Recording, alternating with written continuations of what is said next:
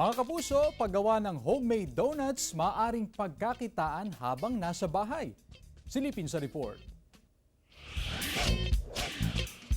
Work from home ang setup ng 31 anyos na si Kim Roy ng Calasiao, Pangasinan na nagtatrabaho sa Human Resources Department ng isang cargo and freight company. Nagsimula raw ito ng tumamang pandemya noong 2020. Upang mas lalong magugol ang oras niya habang nasa bahay, naisipan niyang gumawa ng mini donut. Nagsimula ito bilang hobby hanggang naisipan niyang gawing negosyo. Ang ingredients, harina, baking powder, fresh milk, asukal, cooking oil, vanilla extract at itlog. Sa isang malaking bowl, unang paghaluin ang harina, baking powder at asukal. Importante na maging patas ang paghalo sa mga ito. Sunod ang fresh milk, itlog, cooking oil at vanilla extract. Maaring dagdagan ng tubig para makuha ang tamang lapot nito. Saka ilagay sa container ang butter. Pahiran muna ng margarine ang donut maker. Saka maglagay ng sapat na amount ng butter dito. Takpan ito at magantay lamang ng 2 to 3 minutes bago maluto. Pwedeng maglagay ng melted chocolate o ibang flavor gaya ng matcha, ube at milk sa donut.